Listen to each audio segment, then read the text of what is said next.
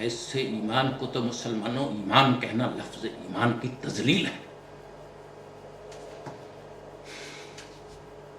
ابھی پچھلے دنوں ایک معزز خاتون کو چیختے اور کہتے سنا کہ اس سے پہلے ہمارے ذمے جو فرائض عائد کیے جاتے تھے ان میں اب ایک اور اضافہ ہو گیا ہے، اور وہ یہ کہ مردوں کے ایمان کو قائم رکھنا بھی ہمارے فرائض میں داخل ہے۔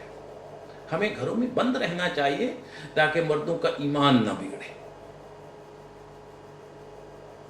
جبکہ مسلمانوں قرآن نے اس کے لیے بطور حفظ ما تقدم یہ تدبیر بتائی ہے کہ جب مسلمان اور عورتیں، مرد اور عورتیں باہر نکلیں تو اپنی نگاہیں نیچی کر کے رکھیں۔ اور آپ کو سن کر یہ بہت تعجب ہوگا کہ قرآن کریم نے یہ تلقین مردوں کو پہلے کی ہے، عورتوں کو بعد میں کیا ہے۔ سورہ النور آیت 30۔ اے رسول، مومن مردوں سے کہہ دو کہ وہ اپنی نگاہوں کو آوارہ اور بے باک نہ ہونے دیں، اور اس کا خیال رکھیں کہ ان کی عفت داغدار نہ ہونے پائے۔ انسانی ذات کی نشو و نما قلب اور نگاہ کی پاکیزگی سے ہوتی ہے۔ پھر بعد میں مسلمان عورتوں سے کہا، سورہ نور آیت 31۔ اسی طرح مومن عورتوں سے بھی کہہ دو کہ وہ اپنی نگاہوں کو آوارہ اور بے باک نہ ہونے دیں اور اپنی عفت کی پوری حفاظت کریں۔ لیکن مسلمان مردوں کو اس کی توفیق کہاں کہ وہ اپنے آپ پر اتنا ضبط کر سکیں۔ کچھ سال پہلے کی بات بتاتا ہوں، ایک درس قرآن میں ایک بڑے مولوی صاحب تشریف لائے۔ اب درس میں حسب معمول مسلمان خواتین بھی بیٹھی تھی۔ مولوی صاحب نے کچھ وقت کے لیے تو آنکھیں پھاڑ پھاڑ کر خواتین کو دیکھا، ساتھ میں ضبط کیا، لیکن پھر کھڑے ہو کر آواز بلند فرمانے لگے کہ ان میم صاحبوں کو پردے کے پیچھے بٹھاؤ بھئی، ہمارا ایمان خراب ہو رہا ہے۔ ان سے کہا گیا کہ آپ ان کی طرف نہ دیکھیں۔ کہنے لگے ایسا کرنا مشکل ہے۔ سامعین نے اصرار کیا، کمرے کے اندر تشریف لے جائیں۔ تو وہ کراہن توہن بڑبڑاتے اندر چلے گئے، لیکن چند ہی منٹوں کے بعد پھر بڑبڑاتے ہوئے باہر نکل آئے کہ ان چھوکریوں نے ہماری جان عذاب میں ڈال رکھی ہے، انہیں اندر بٹھانا چاہیے۔ مردوں کو ایمان بہت عزیز ہوتا ہے، اور اس کے قائم رہنے کا ایک ہی طریقہ ہے کہ عورتیں گھروں کے اندر بند رہیں۔ اور جبکہ مسلمانوں ایک بات کان کھول کر غور سے سن لو کہ اسلام میں، دین اسلام میں عورتوں کو گھروں میں بند کر دینا قرآن کریم کی روح سے جرم فحاشی کی سزا ہے۔ اسلام میں عورت کے لیے اتنا ہی پردہ ہے جتنا مرد کے لیے، اور مرد کے لیے اتنا ہی پردہ ہے جتنا عورت کے لیے۔ اسلام میں عفت کی حفاظت کا فرض جتنا مرد پہ عائد ہے اتنا عورت پہ، جتنا عورت پہ عائد ہے اتنا ہی مرد پہ عائد ہے۔ ہم اپنی بات کی طرف چلتے ہوئے پھر زمانہ قبل از اسلام، عہد جہالت کے عربوں کی تمدنی اور معاشی سطح ایک بار پھر سامنے لاتے ہیں، تو اس سے یہ حقیقت واضح ہو جاتی ہے کہ ان کے عادات و اطوار کس قسم کے تھے۔ عہد رسالت مآب کے مسلمان مرد اور عورتیں بھی اسی تقاضا کے پروردہ تھے۔ قرآن کے پیش نظر ان کی دل کی گہرائیوں بلکہ تحت الشعور تک میں جاگزین عادات و اطوار کی ایسی اصلاح تھی کہ وہ رفتہ رفتہ قرآنی کالم میں ڈھل جائے۔ اور ظاہر ہے اس کے لیے بعض اوقات ایسی پابندیاں عائد کرنے کی بھی ضرورت ہوتی ہے جو عام حالات میں قدرے سخت نظر آئیں۔ اس پس منظر میں قرآن کے اصلاحی اقدامات کا جائزہ ہمیں لینا چاہیے۔ سورہ النور، سورہ احزاب میں اسی قسم کی اصلاحی تدابیر کا ذکر ہے۔ پھر پردے کے متعلق سب سے پہلے یہ سمجھ لیں کہ عورتوں کو گھروں کی چار دیواری میں بند کر دینا ایک سزا ہے جسے قرآن کریم ان عورتوں کے لیے تجویز کرتا ہے جن سے کچھ بے حیائی کی بدعنوانیاں مرتشے ہو رہی ہوں۔ سورہ نساء میں ہے، تمہاری عورتوں میں سے جو ایسی حرکات کی مرتکب ہوں جو زنا کی طرف لے جانے والی ہوں تو اس پر 4 آدمیوں کی گواہی طلب کرو، اگر وہ گواہی دے دیں تو انہیں گھر سے باہر آنے جانے سے روک دو۔ تو اس سے یہ حقیقت بھائی سامنے آ جاتی ہے کہ عورتوں کو گھر کی 4 دیواری میں محبوس کر دینا جرم فحاشی کی سزا ہے۔ لہذا ہمارا مروجہ اسلامی موجودہ اسلامی پردہ جس میں عورتوں کو گھروں کے اندر قید رکھا جائے قرآن کے خلاف ہے، بلکہ جرم ہے، کیونکہ کسی بے گناہ کا حب سے بے جاہ الیگل ڈیٹینشن میں رکھنا معاشرے میں بھی جرم ہے اور دین اسلام میں بھی جرم ہے، عام انسانوں کے سامنے بھی جرم ہے اور اللہ سبحانہ کے سامنے بھی۔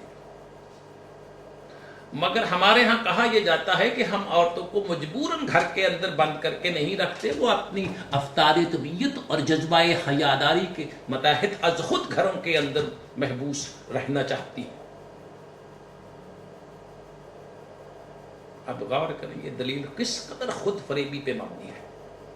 ہم شروع سے ہی اپنی بچیوں کی تربیت اور پرورش اس انداز سے کرتے ہیں کہ وہ قفس کے پرندے کی طرح اس قید و بند کی زندگی کی خوگر ہو کر بڑی ہوتی ہیں، اس کے بعد ہم اس انداز زندگی کو ان کی افطار طبیعت کا تقاضا کہہ کر اس حب سے دوام کے جواز میں بطور دلیل پیش کر دیتے ہیں۔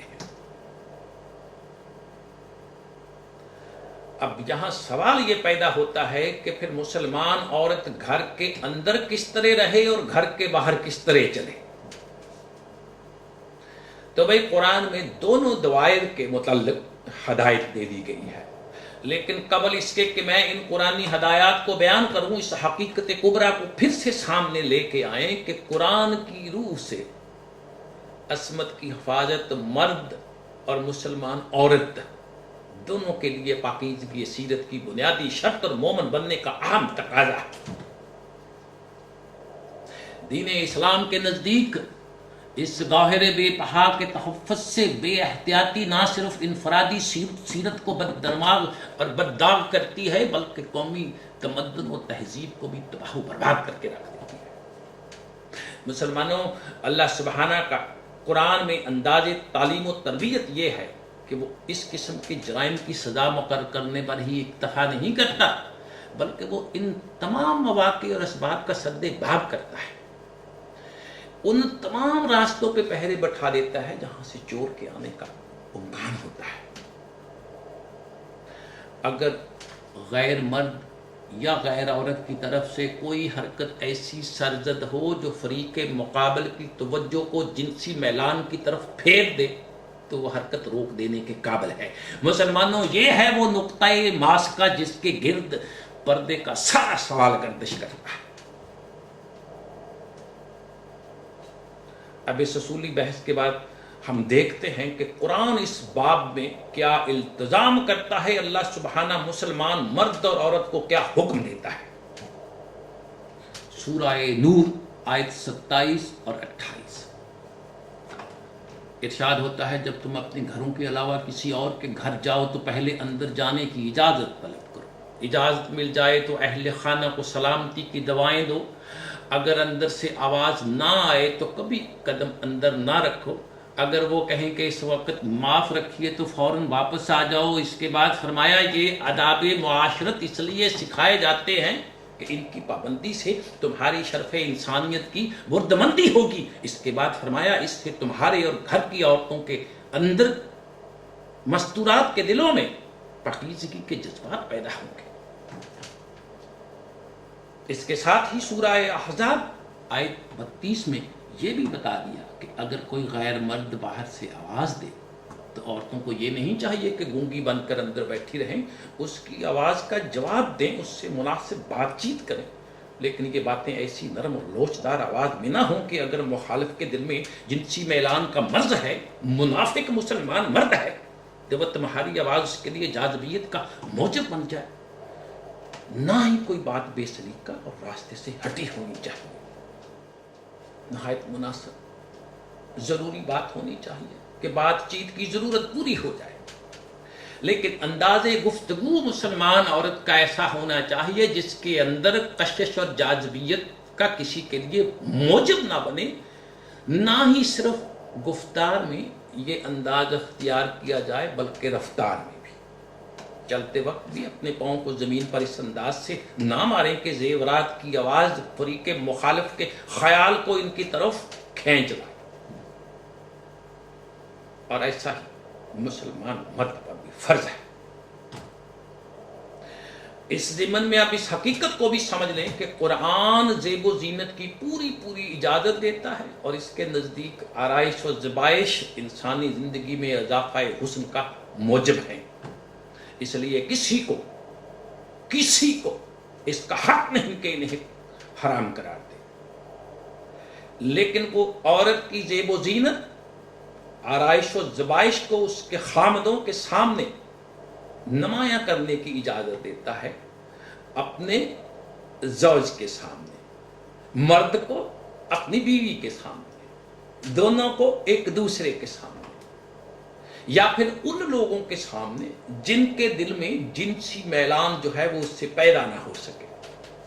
जैसा कि सूरह नूर आयत 31 में इरशाद होता है, अपनी जीनत को नुमायां ना होने दिया करें बजुज़ अपने खामदों के, अपने बाप के, अपने हुस्न के, अपने बेटों के, अपने भाइयों के, अपने भतीजों के, अपने भांजों के, या अपनी औरतों के, या अपने नौकरों के जो घर के अंदर कामकाज के लिए मौजूद होते हैं, या ऐसे बूढ़े मर्दों के लिए, ऐसे बूढ़े मुलाजमों के लिए जो निकाह की हाजत न रखते हो, या ऐसे बच्चों के लिए जो अभी औरत के पर्दे की बातों से वाकिफ ना हो।